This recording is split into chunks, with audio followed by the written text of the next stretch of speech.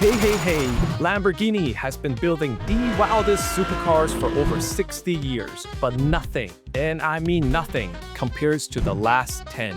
This is the era that redefined the Raging Bull. I'm Turbo Itchy, and I'm here to tune up your knowledge about Lamborghini. From their new car lineup and tech innovations to pop culture fame and motorsport activities. Lamborghini was always exclusive, but over the last 10 years, they took it to another level, producing nearly 3 times more one-offs and limited production cars than the previous 50 years combined. Here's a quick roll call of unicorns you'll never own, even if your meme stomps fly to the moon. Centenario, SC18 Austin, Sion, Essenza SCV12, SC20 Austin, Countach, Invincible, Authentica. Limited editions aside, Lamborghini is right in the middle of a total lineup overhaul. Lambo calls this plan their Dirision Cortauri, which is Italian for direction, heart of the bull. In plain English, it's their master plan to electrify all their cars. Now let's talk Hurricane.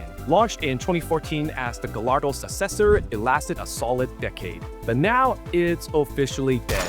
And with it, the last production V10 on the planet. A moment of silence, please. Nah, f that. Just listen to this glorious V10 scream one last time.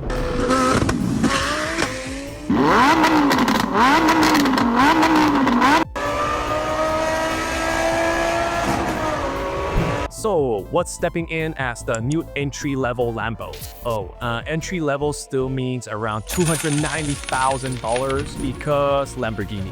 Meet the Lamborghini Temerario. And going with Lambo's electrification plan, it's a hybrid that comes with a V8 twin-turbo and 3 electric motors. Check out those hexagon DRLs. I've been staring at them and I'm torn.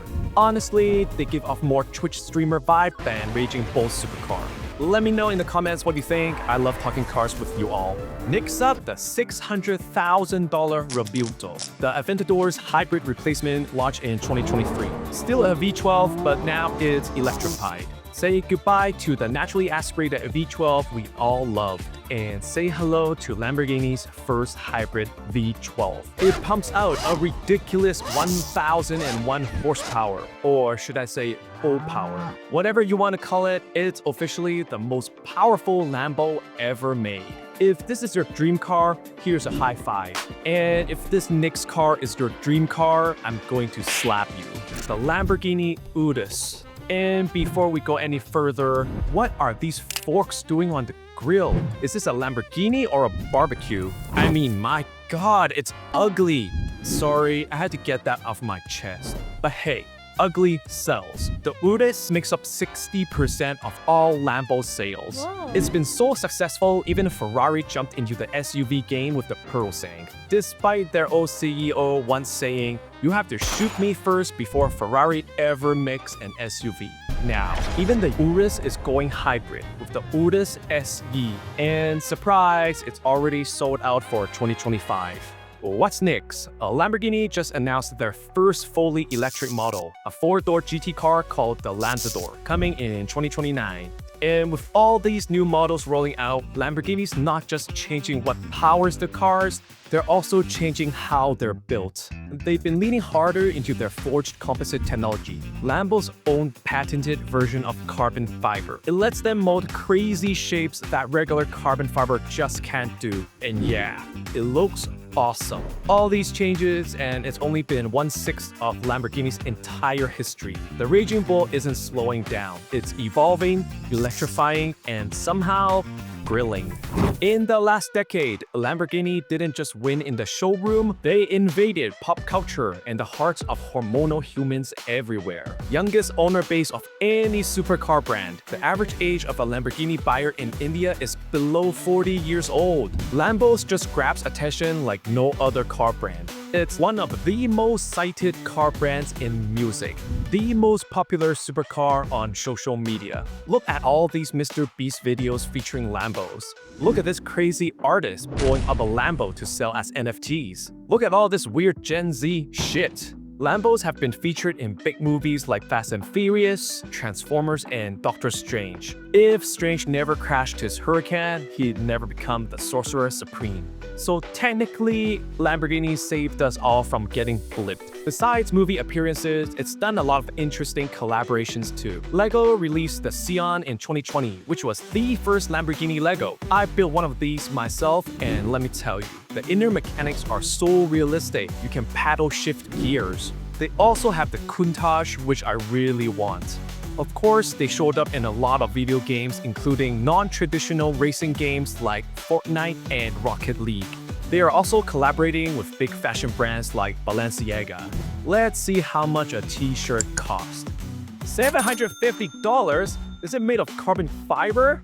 No, it's 100% cotton.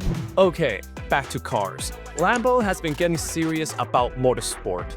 No, not F1. They used to supply F1 engines back in the early 90s, but today's CEO says they're not interested because their racing efforts need to connect directly to their road cars. Sounds reasonable until you realize they joined WEC in 2024 with their hybrid SC63. How the heck is this related to any street car?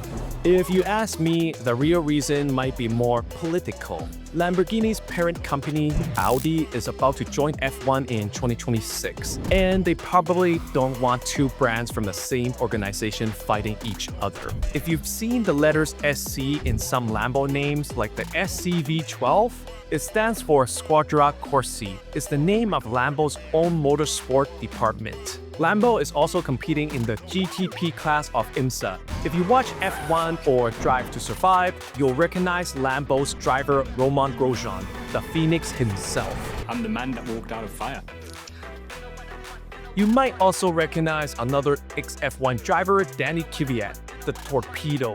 The man that had everything taken from him by four-time F1 champion Max Verstappen. If you want some spicy drama, go look up their relationship. Lambo's own championship series, the Super Trofeo, is going strong. The Huracan STO that came out in 2020 was actually heavily inspired from this racing series. STO stands for Super Trofeo Omologata, or in plain English, Super Trophy Approved. And of course, we can't talk about racing without mentioning Nürburgring records. In 2018, the Aventador SVJ was the fastest production vehicle ever at the Green Hell, and it held that record for 2 years. Now it's still in the top 5 production vehicle records. Not bad for a retired car.